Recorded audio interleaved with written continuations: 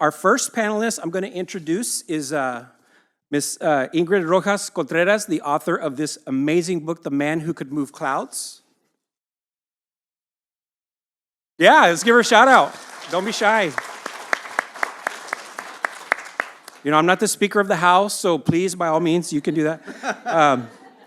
Ingrid Rojas Contreras was born and raised in Bogotá, Colombia. Her debut novel, Fruit of the Drunken Tree, was the silver medal winner in First Fiction from the California Book Awards and a New York Times Editor's Choice. Her essays and short stories have appeared in the New York Times Magazine, The Believer, Ziziva, among others. She lives in California, and what the intro does not say is that she was a finalist for the Pulitzer Prize. Right? So amazing, amazing stuff. And then next to Ingrid is Héctor Tobar, is a Pulitzer Prize. I'm up here with Pulitzer people up here. It's amazing. Like, I get to live this life. Héctor Tobar is a Pulitzer Prize winning journalist and a novelist. He is the author of the critically acclaimed New York Times bestseller Deep Down Dark, as well as The Last Great Road Bum, The Barbarian Nurseries, Translation Nation, and The Tattooed Soldier. Tobar has been a contributing writer for the New York Times opinion section and is a professor at the University of California, Irvine. He has written for The New Yorker, the Los Angeles Times, and other publications. His short fiction has appeared in the Best American Short Stories, Los Angeles Noir, Ziziva, and Slate. The son of Guatemalan immigrants, he is a native of Los Angeles, where he lives with his family. So let's give it up for both of our panelists. So before I start us off with some questions, I just want to say these are stellar books. You need to make sure, if you haven't read them already, you need to get them because I devoured them y'all kept me up late at night reading these books. I just had to get through them because they were just so rich and so wonderful. So my first question I have, and this is on my mind as a reader, is what led you to write this book and why did you write it when you did? And either one of you or both of you can take that question. I can start. I think for The Man Who Could Move Clouds, it's a story about my grandfather who was a curandero. He's a man who people said could move clouds. And I always wanted to write that story, and I think I was waiting all my writing life to just figure out how exactly to do it. And one of the things that happened in my family is that my mother had an accident when she was 8, and she fell down this empty well, and she got amnesia from it. And when I was living in Chicago, already an adult, I got in a bike accident where somebody opened the car door into the bike lane, and I just crashed. And I flew over the car door and just hit my head very hard, and I wasn't wearing a helmet. And I got amnesia from that. So I think it was really that my experience of having amnesia that eventually brought me to write the book. It was that experience of going through just a complete forgetting of who I was, and then like eight weeks later, remembering who I was. And it was in that remembering that I suddenly knew how to tell it. And I think that there was something about feeling that I belonged to my mother because we'd both had these accidents. And I was thinking a lot about inheritance and what you inherit and what you don't inherit. And for me, this accident and getting amnesia was a sort of an inheritance. And once I understood that, then everything kind of came from that. Awesome. Thank you. And it's an amazing book, Ingrid. It is. I've been living with it for the last week or so, and it's amazing. There's no other book like it about the Latino experience. And I just wanted to say thank you, Ruben, for being our moderator, and to the Texas Book Festival for inviting us, and to Hannah, who helped put all this together. And to y'all for being here. I'm in Texas, so I have to say y'all. Because, for us, this is really special as authors. We spend years working on books, and we're alone for all that time with our grandiose ideas and our sense of insecurity. And we come out here and to see and to meet readers is absolutely wonderful. So my book, Our Migrant Souls, I started writing it during the George Floyd spring. You'll remember that we were all locked away during the pandemic, baking bread and, having family meals together and outside of our natural rhythms, our usual rhythms of life, when we saw this horrible video of this, man being tortured to death, and the country had a national conversation about race. Even the CEO of Chase Manhattan Bank took a knee, in deference to the Black Lives Matters movement. But to me, this national conversation about race didn't include a group of people who are, I think, the most racialized now, more racialized, openly racialized than ever before, which is mestizo Latino people, brown-skinned people. There is an entire industry devoted to racializing us as a threat to American culture. And so I wanted to write a book about where we fit in that discussion as Latino people. And I had the great ammunition, the raw material of the stories that my students write for me at University of California, Irvine, which is a Hispanic-serving institution. There's a large number of Latino students there, who for me in my classes write stories about what it's like to grow up Latino or Latinx or Chicano or Hispanic or Dominican in this time of intense discrimination, of shame directed at our community. We're supposed to be ashamed of our brothers and sisters who migrate. A place where secrets, a time of secrets. How many people do we know who are either undocumented or have undocumented people in their families? Famously, there's 11 million undocumented people in this country, but there are millions and millions more who have lived the stress, the trauma of having an undocumented person in their families. And so I wanted to write how that story of race that we live fit into the national story of race. And I'm very lucky. My wife is a historian at UCLA, and she gave me all these books to read, including The Great History of White People by Black historian Nell Irvin Painter. And I began to deconstruct, oh my God, what is race? Race is a story. I didn't even really know until I started writing this book that there is no biological basis to the idea of race. This idea that, you have a certain DNA that gives you certain qualities, that even biologically is nonsense. And so my book is an attempt to untangle with my own life and with the stories of my students and the stories that I've heard as a reporter over the course of 30 years, untangle these notions of race and how they're applied to brown people, to people who are called Latino or Latinx. Thank you. So you may or may not know, but both are panelists. These are nonfiction books, but they're both very accomplished novelists. So the stellar books we're talking about today, of course, The Man Who Could Move Clouds and our Migrant Souls. Those are nonfiction, as I mentioned. What I wanted to ask as a writer and as a reader was, how was your writing of these books that are nonfiction different from how you approach a novel or anything you've ever written before? Wow. I always say that fiction is a problem of too many options. Anything, and that is a problem. It's like the creative problem is there's too many things that this could be, and nonfiction is a problem of limitation. Ooh. Where this, the story is going to be everything that has happened.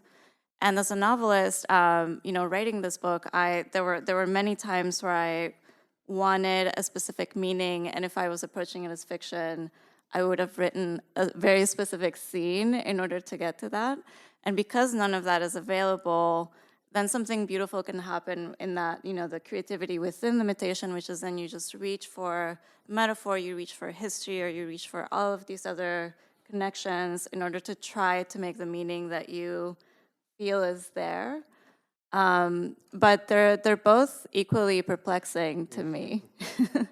I don't find one, easier than the other, except maybe when you're writing fiction, there's, potentially nobody can get upset at you, right? Unless they see themselves in your fictional characters. Yeah, and so they do, but,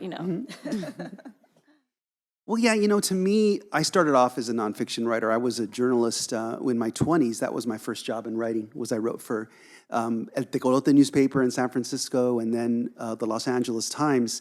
And I was a really literal person because the first thing they teach you in writing nonfiction, when you write for a newspaper especially, is don't get things wrong, don't make things up. That's like pretty much the worst sin you could ever commit as a journalist is to make things up.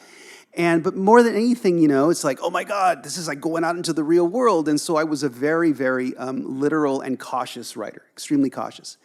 But I wanted to reach for, when I turned 30, I decided to write novels, and I wanted to reach for something deeper, like you described, right? These deeper worlds. And then I learned that I had a huge handicap as a fiction writer, which is that I wasn't very emotionally intelligent. It's like being a only child and a man, and it was, I had like those two obstacles to overcome. And so I started writing novels, and, I realized that if I didn't tap into my inner empath, I wasn't going to be very good at it. So I got an MFA, I quit my job and wrote a novel and eventually sold it. And then when I went back to nonfiction, oh my God, I had all these tools that I had learned from writing. I'm sure you saw, when you've written fiction, it's like you just get all these arrows in your quiver. And then when you go back to nonfiction, the only thing is that it's a pact with the reader. The pact that you make with the reader is that everything in the book is true. Now, people who write nonfiction obey that usually 95% of the time.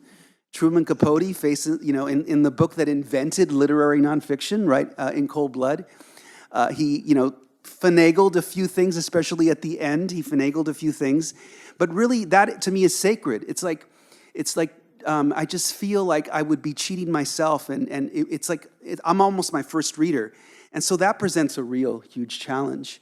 But at the same time, oh my God, having written fiction, and that's when I'm writing this book, I'm trying to tell the story of Latino as a race idea, but like a fiction writer through the stories of people, which is what you do in your beautiful book. You create these characters on the page, your grandparents and your mom and yourself, and do it, and just so lush descriptions, the descriptions of a novelist that you apply to your own reality.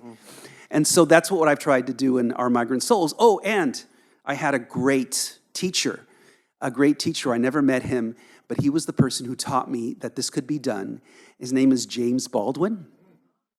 And James Baldwin's The Fire Next Time, I didn't study with him ever, never met him, but he was my teacher, and that I read The Fire Next Time. I was like, and of course, in The Fire Next Time, James Baldwin is a novelist, an artist, but he's also an African-American citizen who's outraged at what he's seeing, and he's trying to communicate this central truth.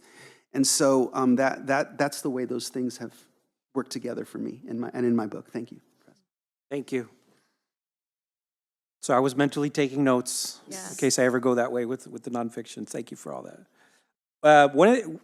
These books are beautiful in their own right, but in some ways yours they're very different. Yours is a memoir, and yours is Héctor is nonfiction. But one of the connections, because I like to make these connections, but one of the ways your books was connected, and there's a few in my mind, is that both of them gave honor to family by connecting the past to the present.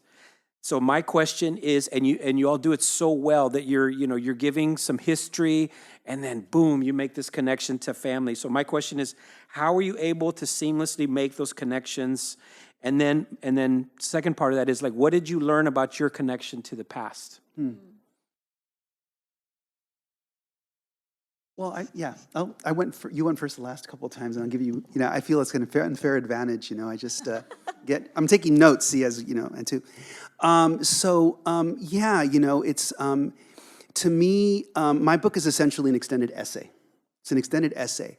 And there's a kind of sleight of hand, because when I wrote it, it was a huge, big jumble, right? And then I wrote these essays on specific themes, and then I sort of, my editor gave me one instruction. He said, make it feel less like a book of essays. That was his only edit, one sentence. you know? And so I went back and found a way to weave all these things together. But yes, it's like this state of mind where where I'm like reading all this stuff, right? I'm reading James Baldwin, I'm reading Nell Irvin Painter, I'm reading Cynthia Harris, who wrote this amazing essay, Blackness as Property, which taught me a lot about the way race ideas are tied to ideas of property and power. And I'm weaving that all in with my own story. And I'm just sort of inviting you into the way my mind can work, because I'm inviting you into me taking this all and unspooling it together, you know? So for example, I read this amazing work, Jason De Leon, I think is his name, a professor at UCLA who wrote about the people dying in the desert from an anthropological perspective. And he describes what happens to a body when it dies when someone dies in the desert. And so from that, I just like thought about that, and I thought about a lifetime that I've spent reading about holocausts and the way bodies are erased. Because, you know, when people die in large numbers, it causes, you know, American society is ashamed of the fact that so many people are dying in the desert. That's why they're dying in the desert instead of dying on television, right? And so the creation of this funnel where people go to die is a very deliberate policy. So in that sense, I'm trying to channel my what I've learned with my own like insight, and trying to be what a novelist is just to be original, come up with an original insight. And so to me, it was like, oh my God, this is the perfect American mass murder, because it's occurring where there's no television cameras, and then the bodies are erased. So thousands of people literally have died in the desert, and it's a Holocaust that people don't talk about. So it's that process of trying to bring together my own curiosity, my own outrage with what I see as a writer. I feel that I just had such a reaction that I didn't completely understand when I had amnesia. And, you know, part of it is that having amnesia was just the most wonderful thing that I could have imagined. And I used to be very afraid of, you know, as a writer, you know, what if you forget everything, you wouldn't be able to write. But when I had amnesia, I just couldn't. I always say that it's the happiest that I've ever been. And I have never felt that level of happiness since. And I doubt that I will, you know, be as happy as I was then. And, you know, the part of it is that every moment was new. So, you know, from the moment that I just, you know, rose up from the ground after the accident, I just had, you know, this memory of just walking down the street and almost kind of experiencing sunlight and not quite remembering that it was sunlight. And then, you know, 5 seconds later, the word coming. And sometimes the word wouldn't come, and I was in this place that was without language, and it was so fascinating. And, you know, for a writer to say like how beautiful it is to be without language is, I know, like, it sounds like I'm a betrayer of my own people. But, and you know, and I think that in that period of amnesia, I was just doing everything possible to try not to remember. So I, you know, found my way to my apartment, and I knew that there were all of these journals, and I knew that I could probably very easily read through them and try to remember, and I just did not want to do that. And there was something very creepy about it, because I would open a journal, and I wouldn't be able to recognize my own handwriting. Or even when I took out my ID from my purse, I, you know, saw my photograph and like didn't quite recognize that was me. When I saw my name, and that also didn't ring any bells. So there was a strangeness to that. And at some point, you know, memories did start to come back, and I experienced that as sorrow, that I was just becoming more flesh and blood.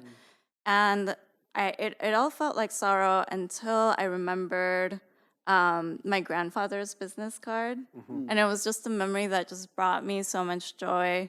And, you know, it's, you know, first of all, for a curandero to have a business card is just hilarious. But it said, you know, Rafael Contreras Alfonso cures you of all kinds of illnesses, diabetes, sinusitis, cancer, and witchcraft. And then at the bottom of that, it says licensed by the Scientific Center, which is not a real place. It's just something that he made up. So But it gave it that legitimacy, right? Like, yeah, like this was is a really real, this is, I have real, and I think that it was that memory, that was the first memory that made me want to belong to the world.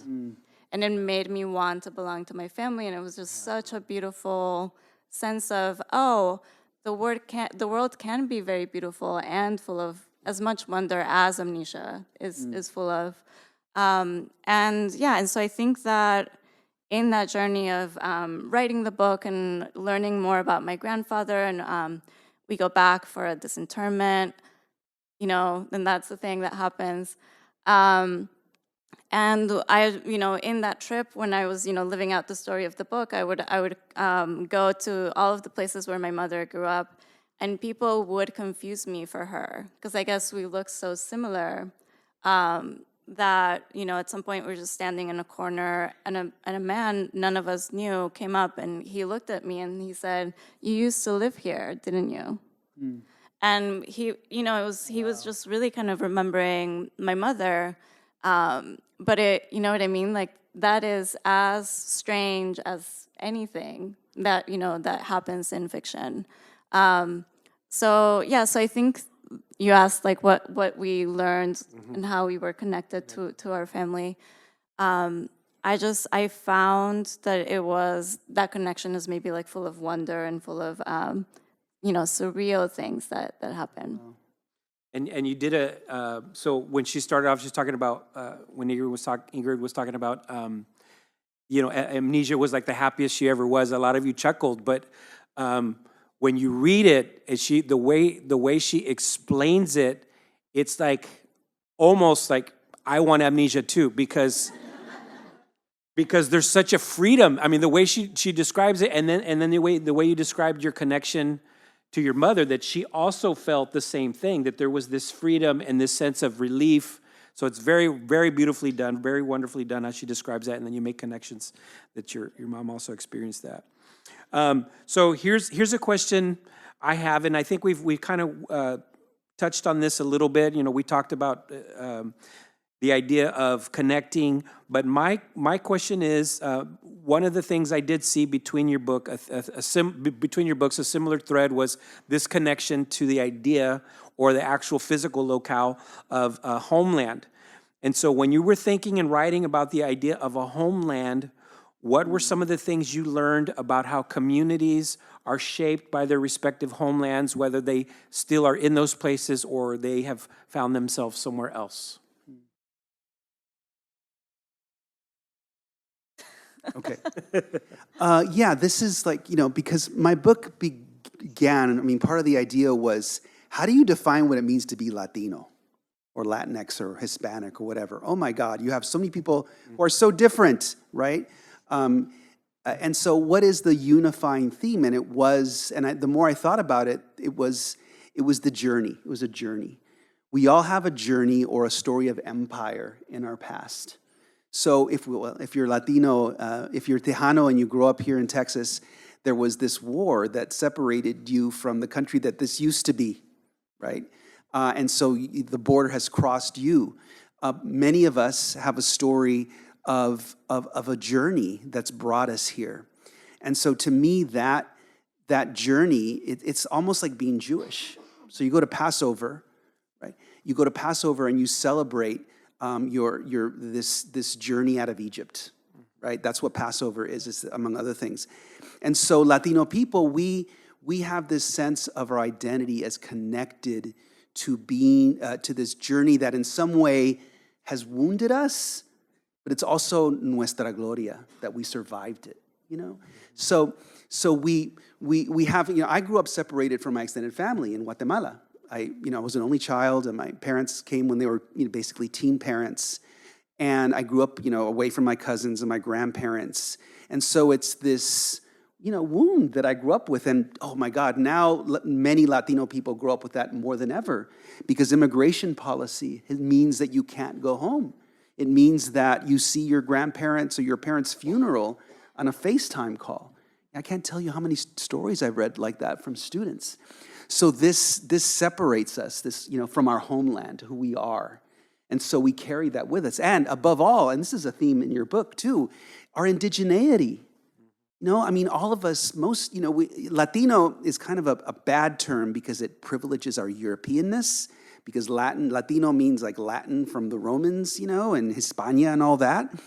But we carry this ancient home in us. We can see it in the mirror.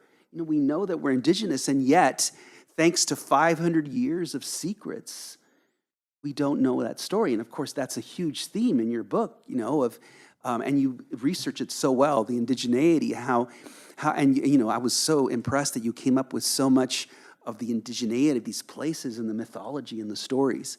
And so for us, I think we're constantly sort of longing to put ourselves back together again. And yes, we're from Austin or we're from Los Angeles and we're proud of those places, but we also know that we have these stories that go back to these original homelands. And I love that so much about your book, Héctor, like the way that it is such an ambitious, challenging thing to take on. How do we talk about ourselves and what is it that who we are?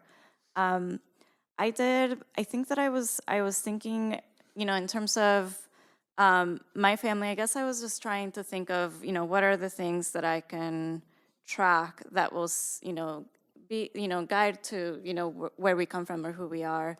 And one of the things that I was very curious about were some of the practices of my grandfather and mother. And it was really fascinating to see, because some things, like a lot of the, like we have like mal de ojo, right? Like in a lot of South American communities, and that is from Europe. And then we have other things like like sometimes if a person is going to, coming for kind of like an energy cleansing, part of it would be that, my grandfather might like take a little bit, like a gulp of alcohol and then just kind of spit it toward the person, and it would be like a sort of cleansing. And in my research, I found, the tribes that some of that came from. Wow.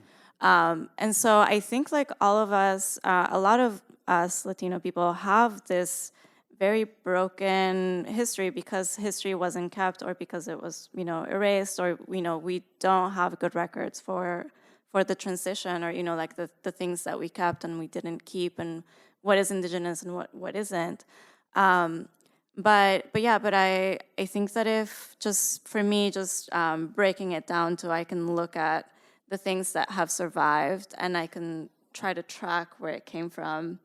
And then that's a sort of answer of just trying to recreate a history that is no longer there. But I think it's so beautiful though, and I'm so impressed by the resilience in our communities, because even, thinking through the Spanish Inquisition in South America, and all, the whole effort was to try to erase any mestizo person who was practicing indigenous traditions would then be accused of witchcraft and would be sent to the Palace of Inquisition and tortured, or burnt at the stake, and many curanderos died in that period.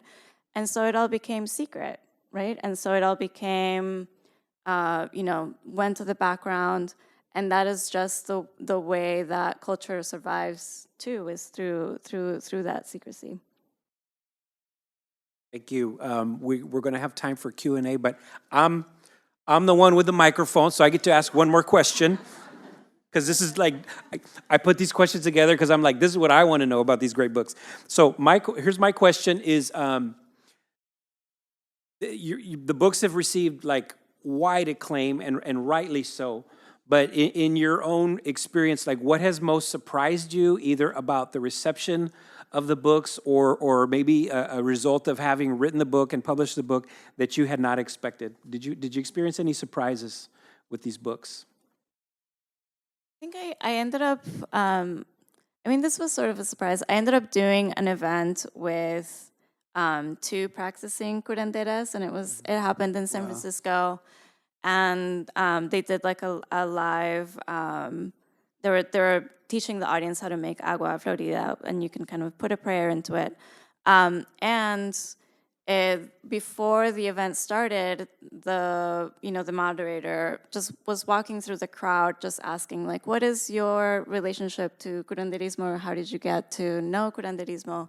And everyone in the audience had a story. And I've never been in an audience like that. Like, just someone in the audience would say, like, oh, my grandfather was a curandera, or curandero, or like, I was very ill, and so then I started to go to a curandero to get treated. And everybody had a story of what it was, and I just couldn't have imagined being in a space like that, where everybody knew the culture and everybody felt like very connected to the tradition.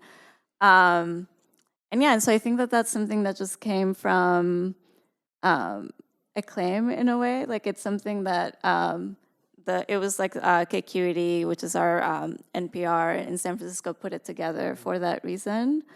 And it was just so beautiful. So I would say, yeah, like finding community in that way. Nice. Well, I having written lots of books now, I think that I always approach a book with the utmost humility, the release of the book, because it's outside of your control. And just like, so I'm surprised that y'all are here, that I found a reader. Really, I mean, that to me is, because you think very often, my previous book was written during the pandemic, so I never really got to meet the readers, and I saw them on Zoom, a few of them. And so that to me is, you realize that there's a hunger for ideas and language. And that love of language is something that unifies us as a people or as a country, and that's been really wonderful. And then my first interview that I did was with a book critic who was interviewing me for one of the trade publications, and he told me at the end of the interview, he's like, "There's one passage, Hector, that you wrote that really moved me," and he started to read it, and then he started to cry. Oh my God. I imagined that happening, and now it's happening. I really wanted to move people. And then just now, like, I spoke to Austin Community College students, and I met someone who had read this Chilean Mexican couple, and he had read my book out loud to her. And I said, that's what I always imagined happening, was that this couple would read my book to each other. So that's really been really wonderful, It's like, because I wanted to write something that make people feel good and feel that intimate sense of power. But the real great surprise is that I've done, like, I don't know, maybe 30 or 40 events, and only in the last one in LA did I actually meet like a right-wing nut. Who stood up in the audience, what about La Raza? That's a thing, and, and you said you're an anchor baby and you made a joke out of it, because I am, but that's I meet these girls who've come here to be, it's like, wow, I've talked to like 2,000 or 3,000 people and you're like the first maniac. So that was like really wonderful surprise.